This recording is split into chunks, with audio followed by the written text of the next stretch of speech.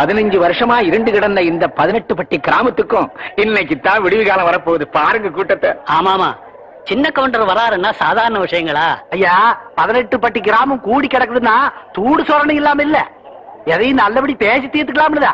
ஆமா ஆமா, என்னைக்கு சக்கர கவுண்டர் அப்பாட்டிக்கு மரியாதை கொடுக்கல கோயில் எழுத்து போட்டுனாரோ அன்னைக்கே வெட்டு குத்துனா ஆயிருக்கும்ல. எவன்டாவ வெட்டு குத்து பத்தி பேசுறவன்? எதிரில நின்னு பேச யோகியதை இல்லாதவங்க எல்லாம் இப்ப எதிர்த்து பேச ஆரம்பிச்சிட்டீங்களா? அதான் மச்சான் அப்பவே சொன்னேன், இவங்க பஞ்சாயத்துல நமக்கு வேணா கோர்ட்டுக்கு போலாம்னு. நம்ம 18 பட்டிக்கும் கோர்ட்டு இந்த ஆலமரத்தடி பஞ்சாயத்து தான். இங்க கொடுக்கிற தீர்ப்பை மீறி எவனும் இது வரைக்கும் எந்த கோர்ட்டுக்கும் போனதில்லை. ஏன் சின்ன கவுண்டர் வந்துட்டாருங்க. சின்ன கவுண்டர் வராரு. ஐயா வராரு.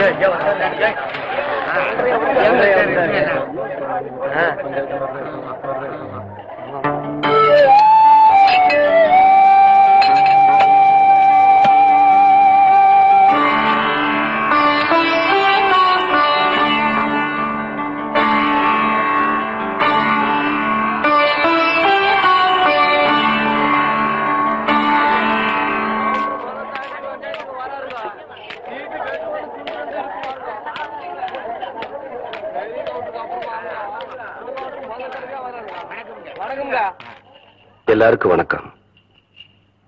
தலைமுறை தலைமுறையா நீங்க எங்க குடும்பத்துக்கு கொடுத்துக்கிட்டு வந்த கௌரவத்தை இப்ப எனக்கும் கொடுத்திருக்கீங்க.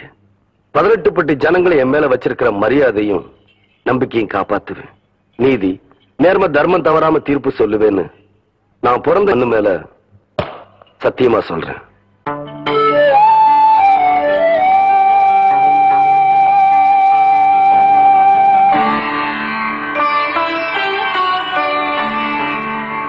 வழக்க ஆரம்பிக்கலாம். உங்களுக்கு தெரியாதுல்ல தம்பி, 15 வருஷத்துக்கு முன்னாடி பண்டிக்கார மாகாளியம்மன் கோயில் கட்டணும்னு சொல்லி உங்க அப்பார் தலைமையில கூடி முடிவெடுத்து ஒரு கோவிலையும் கட்டி முடிச்சோம். கோவில் கும்பாபிஷேகத்தன்னைக்கு கோவில் கட்டி இருக்கிற இடம் இந்த அம்மாவுக்குத்தான் சொந்தம்னு சொல்லி கும்பாபிஷேகத்தையே தடுத்து நிறுத்தி போட்டாரு உங்க மச்சான். கும்பாபிஷேகத்தன்னைக்கு சக்கர கவுண்டர் அந்த கோயிலையே பூட்டி போட்டு போயிட்டாரு தம்பி. ஏன் என்னன்னு கேட்டா சங்கரபாண்டி வாத்தியாரு அந்த நிலத்தை இந்த நரசம்மா பேருக்கு கரையம் பண்ணி கொடுத்துட்டாருன்னு சொல்றாருங்க. ஆனா அது புறம்போக்கு நிலம் தம்பியோ. யோ அதாயா பிரச்சனைங்க, அது முடிவாக எப்படியா புறம்போக்குனாலும் சொல்லலாம். ஆனா அது உங்க நிலமாவே இருக்கட்டும். கோயில் கட்டி முடிச்சதுக்கு அப்புறம் சொந்தம் கொண்டாடுற தப்பு இல்லையா?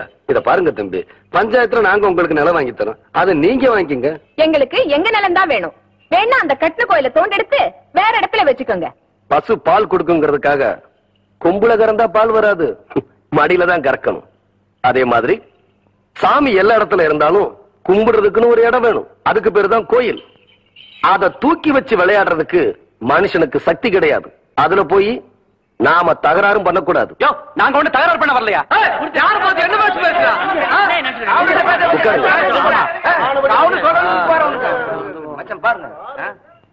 ஊருக்கு சொந்தமான நிலத்தை உங்க நிலம்னு சொல்றீங்க, அதுக்கு ஏதாச்சும் ஆதாரம் இருக்குதா? இருக்கு. டேய், அந்த இடம் இவ பேர் தான் இருக்குங்கிற திரைய பத்திரத்தை கொடுற. படிக்கட்டும், வேடிக்கை பாரு. இந்தா படிச்சு காட்டியா? படிங்க என்ன. கோவை ஜில்லா காரைமடை பஞ்சாயத்து முல்லைப்பாளையம் கிராமத்தைச் சேர்ந்த சுப்பிரமணியன் புதல்வரான சங்கரபாண்டி எழுதி கொடுத்த கிரைய பத்திரம். மேற்படி பஞ்சாயத்தில் கிழக்கே வல்லமலை அடிவாரத்திலிருந்து தெற்கே தேவிப்பட்டணம் ஏரிக்கரையை சுற்றி வடக்கே சேத்துமடை ஜமீன் தோட்டம் எல்லை வரை உள்ள 5 வேலி நிலத்தை கோவில் வாழையம்மாள் சுந்தரி அம்மாளுக்கு ரூபாய் 20,000 ரொக்கத்துக்கு விற்ற வகையில் முழு தொகையும் ரொக்கமாகவே பெற்றுக் கொண்டேன். இப்படிக்கு சங்கரபாண்டிய வாத்தியார். என்னன்னு சொல்றீங்க? சங்கரபாண்டி வாத்தியார் கையெழுத்து போட்டு கொடுத்திருக்காரா? ஆமாங்க தம்பி, அவரே போட்டிருக்காருங்க. ஏன் மகாலிங்கம், இதே கேஸ் நம்ம கோர்ட்டுக்கு வந்துச்சுன்னா ஜட்ஜ்மெண்ட் சொல்ல எவ்வளவு வருஷம் ஆகும்? ஒரு 15 வருஷம் போட்டு ஜவ்வில் படுத்த மாட்டீங்க. என்ன சொன்ன? உண்மை தேவைங்க சொன்ன. சுமாரியா? அப்படின்னா இந்த பஞ்சாயத்துக்கு தீர்ப்பு சொல்ல வேண்டிய நேரம் வந்துருச்சு.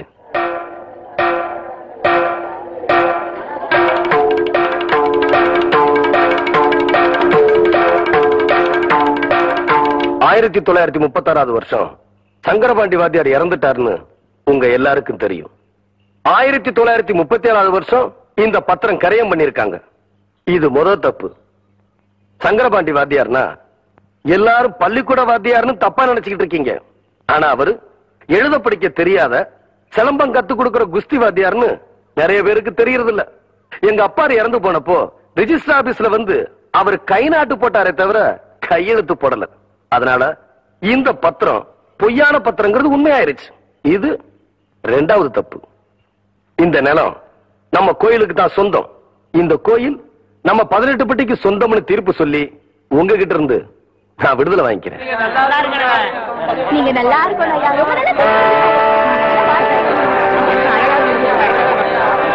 பல வருஷங்கள் நடத்த வேண்டிய இந்த கேஸ இந்த பையன் எப்படிடா 15 நிமிஷத்துல தீர்ப்பு சொல்லிட்டான்? அவரும் உங்களை மாதிரி சம்பளம் வாங்கி வச்சு போட்டு தீர்ப்பு சொல்ல சரிச்சு இல்லைங்களே. படிக்காதவங்களுக்கு எப்பவுமே வெட்டோன்னு தூண்டுறேன்டுங்க. அப்புறம் பண்ணலாங்க. பாத குண்டுகளிமா இருக்கு, பார்த்து விட்டுரு. வண்டியை பத்திரமா கொண்டு போய் சேர்த்த வேண்டியது எம்படு பொறுப்புங்க.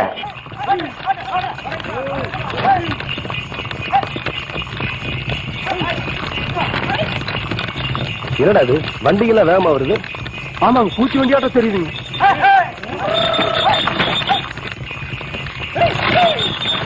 வண்டி வடக்கு திருப்பு.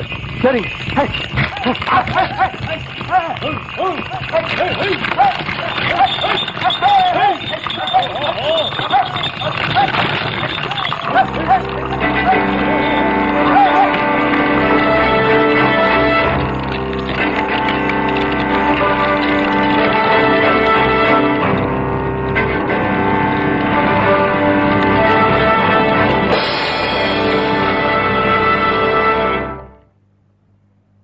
என்ன சின்ன கவுண்டர் அப்படி பாக்குறீங்க? அந்த பஞ்சாயத்துல சரியான தீர்ப்பு சொல்ல முடியாம தான் உங்க அப்பாரே தூக்குல தொங்கிட்டாரு. அப்படி இருக்கும்போது நீங்க சொன்ன தீர்ப்பு தப்புதான் எடுத்து காட்ட வேணாம். அதுக்கு தான் இத்தனை பேர் வந்திருக்கோம். டேய், எடுத்து காட்டுங்கடா.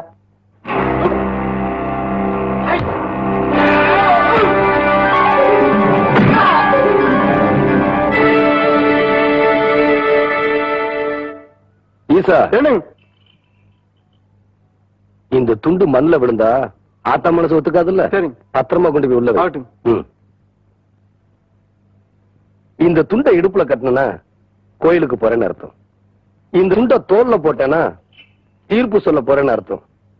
இந்த துண்டை அப்படி எடுத்து வச்சேன்னா பட்டைய கிளப்ப போறேன்னு அர்த்தம். டேய்,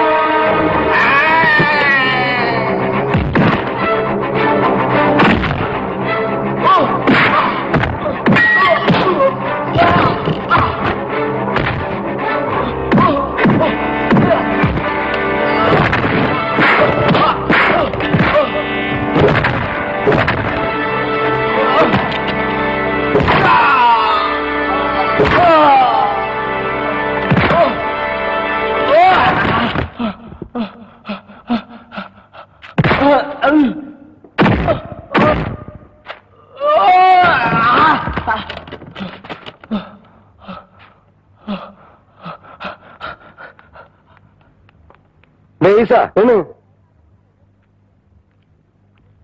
நல்லா சுத்தி பாரு, அடுக்களுக்கு இருந்துற போது ஆத்தா பார்த்தா திட்டி போடும். ஆஹா, சுத்தமா வெளுத்து கட்டணமா இருக்குது போங்க. நாத்து முடி சேத்து முடி நல்லழகம் போட்ட முடி 3 முடிச்சடியோ போட்டவர் போனதெங்கே. நாக்கருவா முக்கருவா 4ஆம் பெறையருவா வெள்ளி புடியருவா தந்தவரே போனதெங்கே. நம்ம யாருக்கா காத்துட்டு இருக்கிறோம்? பெரிய கவுண்டச்சி ஏன் தனியா அறுவடை பண்ணுது? நியாயத்துக்காக உத்தரவிட்ட பெரிய கவுண்டரை ஊர் சுடுகாட்டுல பொழைச்சிட்டா 10ஓட 11ஆ போயிடுமேனு தன்னோட சொந்த நிலத்திலேயே புதைச்சிட்டாங்க பெரிய கவுண்டச்சி.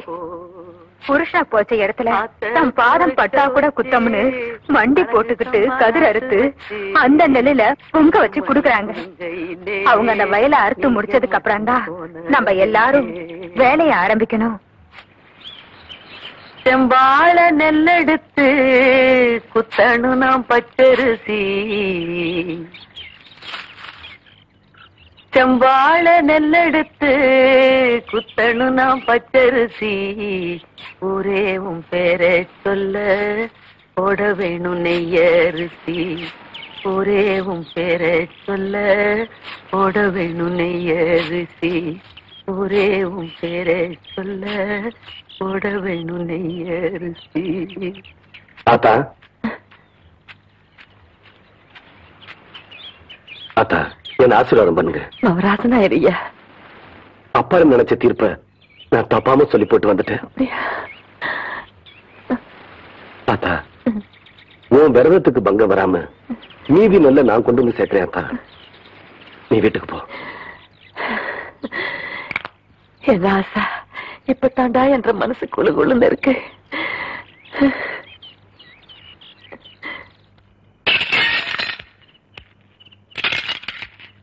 வட்டம் கட்டி அடிச்சிட்டு வரேன்னு வண்டியை கட்டிட்டு போனிய, இப்ப முட்டி பேந்து போய் வந்து நிக்கிற.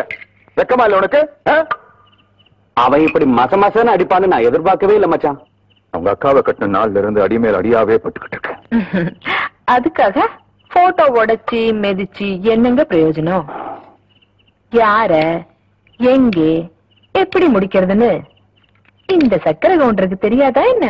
அதான்க்கா மச்சான் கோடு போட்டு காட்டினார்னா நாம 2 பேரும் சேர்ந்து ரோடே போட்ட மாட்டோம். அதான் அவன் கையில போட்டுக்கானு. அவன் உடம்பு இரும்புடா, எத்தனை ஆள் வச்சாலும் அவனை அடிக்க முடியாது. ஆனா அவன் மனசு பூ மாதிரி, அதை எப்படி கத்துக்கிறதுன்னு தான் நான் யோசனை பண்ணிட்டு இருக்கேன். உங்களுக்கு தெரியாதா என்ன? அப்போ நான் நர்ஸா இருந்தப்போ என் பார்வை உங்க மேல பட்டதும் கொஞ்சம் நெஞ்சம் மூச்சு விட்டுட்டு இருந்த உங்க பொஞ்சாதிய எனக்காக கொண்டவராச்சே நீங்க. பழைய கதையெல்லாம் கலர்ற மச்சான், பழசோ புதுசோ இப்ப அடிபட்டு வந்து நிக்கிறது நானு. இதுக்கு என்ன பண்றது? டேய் நீ போடா. உங்க மச்சானுக்கு மனசுல அடிபட்டு இருக்கு.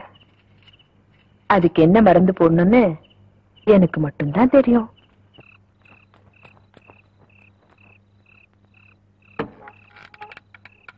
பாட்டி பாட்டி சாரதே,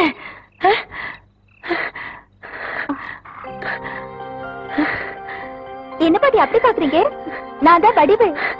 அது தெரியுது ராசாத்தி. இந்த நேரத்துல எதுக்கு வந்த? உங்க அப்பனுக்கு தெரிஞ்ச அவனை வெட்டி போட்டுருவானே. நீயே போய் சொல்லிடுவ போல இருக்கே. எங்க அப்பனுக்கு ஏன் தான் இப்படி பயப்படுறியோ? இந்த பயம் இன்னைக்கு நேத்திக்கு வந்ததில்ல அத்தா. என்னைக்கு என்ற பொண்ணை உங்க ஒப்பன் கையில புடிச்சு கொடுத்தனோ அன்னைக்கே ஆரம்பிச்சிருச்சு. பாவி மக உங்க ஒப்பன் கொடுமை தாங்க முடியாம பாதியிலேயே போய் சேர்ந்துட்டா. உனக்கு ஒரு நல்லது நடக்கிற வரைக்கும் இப்படித்தான் என்ற நெஞ்சு பயத்துல திக்கு திக்குன்னு கிடந்து அடிச்சுக்கும். அது சரி பாட்டி, எங்க மாமா எங்க? உடனே பாக்கணும். அங்க ஆறு வாரதுன்னு. மாமா மாமா, நீங்க பஞ்சாயத்துல சரியா தீர்ப்பு சொல்லணும்னு உச்சிமலை பிள்ளையாருக்கு பூஜை பண்ணிட்டு வந்தேன். அதான் இது. ஐயோ, எங்க அப்பனுக்கு தெரிஞ்சா என்ன கொன்னே போட்டுருவாரு. வரேன் பாட்டி, வரேன் மாமா. இந்தம்மா நீ தனியா போறா. இது செய்யறது எல்லாம் பார்த்தா கொக்கால பாக்குற மாதிரியே இருக்குதுயா. வளர்றது வேற இடமா இருந்தாலும் ஓடுறது நம்ம ரத்தம் ஆத்தா.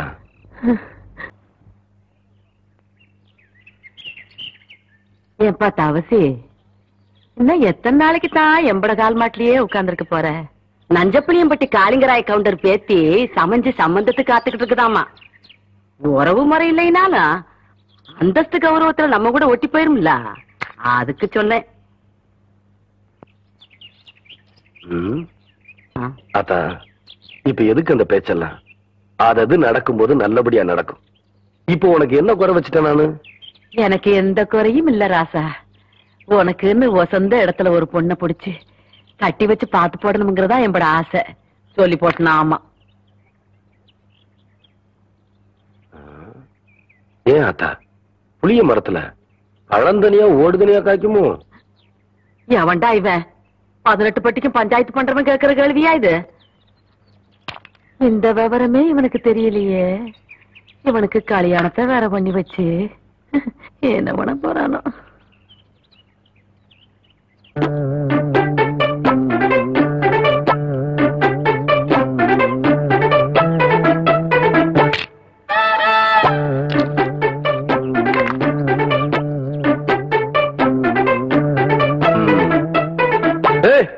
யாருக்குள்ள அது மரத்து மேல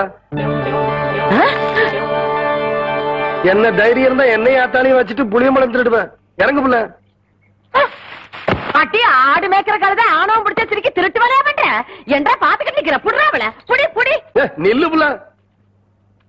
ஏண்டி, கண்ட தோட்டத்துல களவாணி திருச்சிக்கலாம் எம்மட பையன் பஞ்சாயத்துல என்ன தண்டனைன்னு தெரியுமா இவனுக்கு? இன்னொரு தரம் களவாணின்னு சொன்னா எனக்கு கோவம் வந்துடாமா. கவுண்டர் தோட்டத்துக்கு புளிய புளிஞ்சு கொள்ளை ரசம் வச்சா வரப்பா இருக்கும்னு சொல்லுவாங்க. அதுக்குத்தான் 4 நாள் புடுங்க. இது பாரு ஆத்தா, 4 கிலோ தெருமாட்டிருக்காத்தா. அதானே தவசே புடுங்குறாங்க. நில்லு கவுண்டர். இந்த பழத்தை புடுங்கிறதுக்கு நான் எவ்வளவு கஷ்டப்பட்டேன்னு உங்களுக்கு தெரியுமா? மரம் வளர்ந்தா மட்டும் பத்தாது, பழம் பழுத்தா மட்டும் பத்தாது. ஏறி வரைக்கிறதுக்கு சௌரியமா நல்ல ஏணி பண்ணி போடுங்க. கோழி, ஒரு நாளைக்கு பாத்துக்கிறேன். அடியே, என் வாசங்கட்ட பெருங்காயம், வால்பாற வெங்காயம் யாருக்கிட்ட காட்டுறவன்ற லொல்லு பண்ணாட்டலாம். எகிரி போயிரு எகிரி. ஒரு நாள் மாட்டாமையா போற, அப்ப வச்சுக்கிறேன் ஒண்ணு. தோத்துக்கு தகராறு பண்ணுங்க. முடியாது முடியாது. ஐயோ, விடுங்கடா. காக்கா வேண்டாம் காக்கா, எங்க இருக்கிறது ஒரே பம்பர் தான் காக்கா. காக்கா குடுத்துருக்கா. கவுண்டரியா கவுண்டரியா, அந்த தெய்வம் எங்களை எல்லாம் ஏமாத்தி பம்பரத்தை உடைக்க பாக்குறியா? நீங்க தான் எப்படியாவது எங்க பம்பரத்தை காப்பாத்துறீங்க. ஐயா நீங்க ஐயா ஐயா ஐயா ஐயா, எங்க அம்மாக்கு தெரியாம வாத்து முட்டையை திருடி வாங்கின பொம்பளை. ஐயா ஐயா காப்பாத்துங்க. ஐயா ஐயா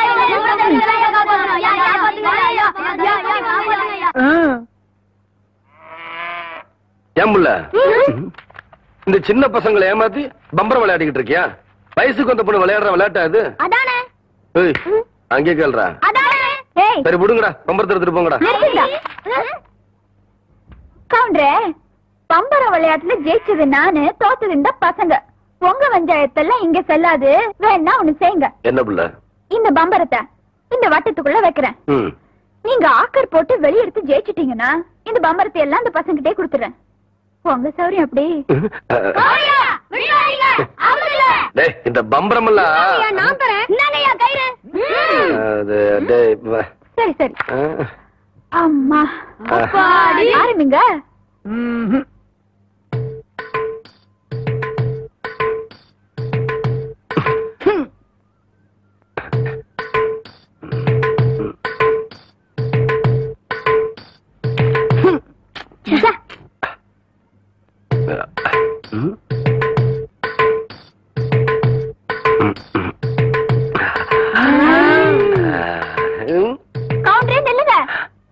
இந்த விளையாட்டுல மட்டும் நீங்க தோத்துட்டீங்க. உங்களை மல்லாக்கா படுக்க வச்சு உங்க தொப்புல சுத்தி என் பம்பரத்தை நான் சுத்த விடுவேன். அப்படி நீங்க ஜெயிச்சிட்டீங்கன்னு வைங்க, என் தொப்புல சுத்தி நீங்க விடுங்க. இதுதான் போட்டி. இப்ப விடுங்க.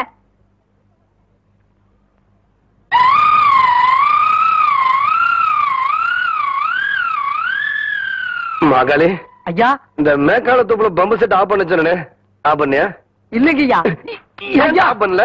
ஏண்டா ஐயா, பம்பரம் விளையாட முக்கியம். முதல்ல ஆஃப் பண்ணிக்கலாம். ஐயா போடா ஐயா, எச்ச பண்ண எல்லாம் பண்ணியா? வணக்கம். கவுண்டரே, இன்னைக்கு நீங்க தப்பிச்சிட்டீங்க. நாளைக்கு இந்த தெய்வான கிட்ட பதில் சொல்லியே தீரணும்.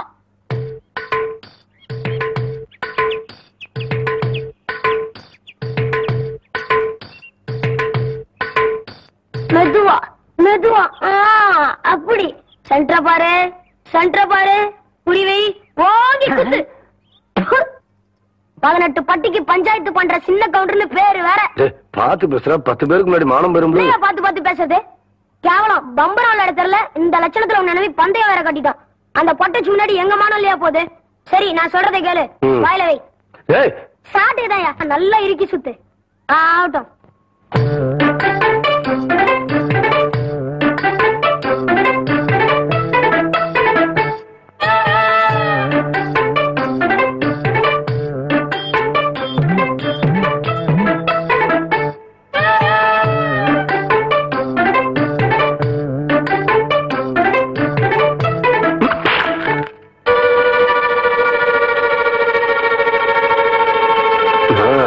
குடிக்கிறா டேய்.